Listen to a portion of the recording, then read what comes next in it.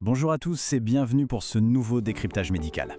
Aujourd'hui, on enfile nos blouses blanches pour une consultation virtuelle un peu spéciale. On va traquer et surtout démasquer le coupable numéro 1 des maladies dans le monde. C'est un sujet absolument vital qui nous concerne vraiment tous, l'hypertension artérielle. Au programme aujourd'hui, on va percer le mystère de ce fameux tueur silencieux, voir qui est vraiment touché, comprendre comment il détruit nos organes en douce et surtout on va voir comment le dépister et s'en protéger au quotidien. C'est parti!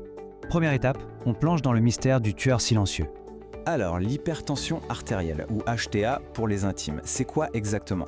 Eh bien, imaginons que nos artères soient la tuyauterie d'une maison. L'hypertension, c'est tout simplement quand la pression de l'eau, donc ici notre sang, est beaucoup trop forte en permanence contre les parois de ces tuyaux. Et si on l'appelle le tueur silencieux, ce n'est pas pour rien. C'est parce qu'elle opère vraiment sans faire le moindre bruit. Pas de douleur, pas de fièvre, elle peut rester complètement asymptomatique, totalement invisible, pendant des années, tout en rongeant le système de l'intérieur. Et c'est là qu'on réalise la gravité absolue de la situation. Accrochez-vous bien, car cette statistique de l'Organisation mondiale de la santé fait un peu froid dans le dos. Chaque heure, oui, chaque heure, plus de 1000 personnes perdent la vie suite à un AVC ou un infarctus lié à l'hypertension. 1000 personnes par heure, c'est juste vertigineux. Et le plus tragique dans tout ça, c'est que ce sont des décès qu'on pourrait en très grande partie éviter avec un dépistage précoce. Bon, même si c'est un mal très discret, notre corps essaie quand même de nous alerter. Il laisse échapper de tout petits signaux qu'on a malheureusement tendance à balayer d'un revers de la main. On parle de maux de tête inexpliqués, surtout le matin au réveil, d'acouphènes, ces fameux sifflements très désagréables dans les oreilles, de saignements de nez un peu trop fréquents ou même de petites mouches volantes qui apparaissent dans notre champ de vision. En consultation, quand on entend tout ça mis bout à bout, ce sont de gros clignotants rouges qui exigent de vérifier la tension immédiatement. Deuxième partie de notre enquête, qui est vraiment touché par ce fléau? Si on regarde les données mondiales de 2024, le chiffre donne le tournis. 1,4 milliard de personnes vivent avec l'hypertension. C'est tout simplement colossal. En fait, on est face à une véritable pandémie, non pas infectieuse mais bien réelle, qui touche tous les continents sans exception. Et si on zoome un peu sur la France, ce n'est pas beaucoup mieux. Les chiffres sont hyper alarmants. 17 millions d'adultes sont touchés. Pour mettre ça en perspective, ça représente un adulte sur 3. Ça veut dire que statistiquement, dans n'importe quel groupe de 3 adultes, il y en a un qui vit sous la pression de ce tueur silencieux.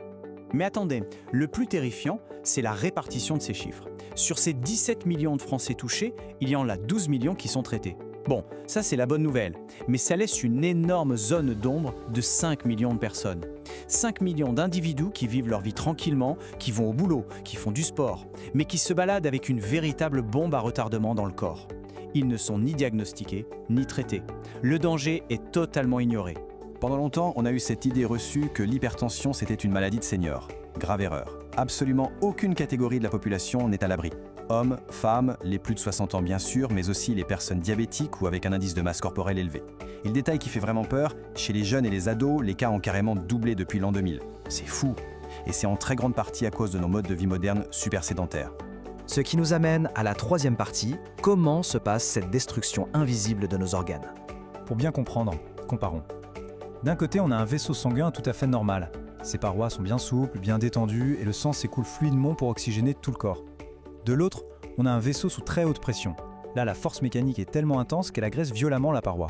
Pour se défendre, le corps va épaissir cette paroi ou y déposer des plaques de cholestérol. Du coup, c'est la catastrophe. Soit le tuyau se bouge complètement, soit la pression est telle qu'il finit par se fissurer et éclater. C'est vraiment de la physique pure et dure appliquée à notre anatomie. En fait, le scénario de la catastrophe se déroule toujours en 3 étapes. 1. Le martèlement constant du sang vient abîmer la paroi du vaisseau. 2. Ces parois qui sont fragilisées s'encrassent de plaques, ou bien elles n'en peuvent plus et se rompent, créant une hémorragie. Et 3. Le coup de grâce. L'organe qui devait être nourri par ce vaisseau se retrouve privé de sang ou noyé par l'hémorragie et il s'arrête de fonctionner. Et rappelez-vous, tout ce processus destructeur se passe souvent sans qu'on ressente la moindre petite douleur. Et c'est là que nos organes vitaux trinquent.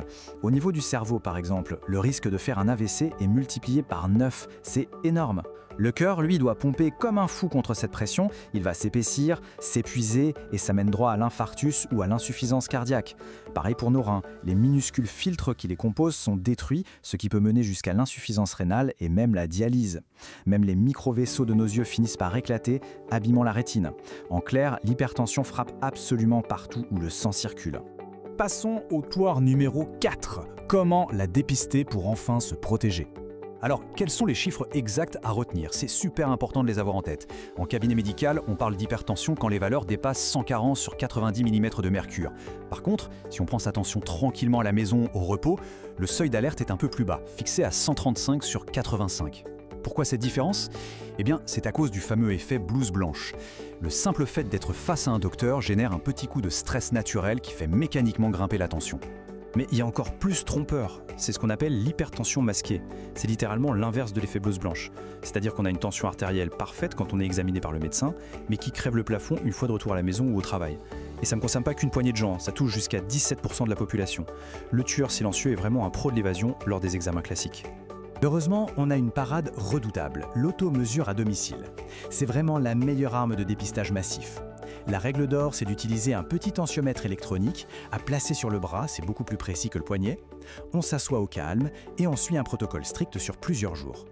Ensuite, le mieux, c'est d'enregistrer tout ça dans une application médicale validée, comme Suivi HTA, qui va analyser les chiffres et générer un beau rapport tout propre pour le médecin. C'est de la médecine participative et c'est hyper efficace. Enfin, cinquième et dernière partie, la lutte et la prévention au quotidien. La bonne nouvelle dans tout ça, c'est que l'hypertension, c'est loin d'être une fatalité. Notre mode de vie, c'est vraiment notre tout premier médicament. Le plan de prévention est solide et scientifiquement prouvé. Numéro 1, l'alimentation. On rééquilibre son assiette et surtout, on traque le sel caché, qui est le meilleur complice de l'hypertension. Numéro 2, on bouge. L'activité physique régulière dilate les artères. Et bien sûr, on lève le pied sur l'alcool, on dit stop au tabac qui bousille l'élasticité de nos vaisseaux, et on apprend à souffler pour gérer son stress, qui agit comme un coup de fouet permanent sur le système cardiovasculaire.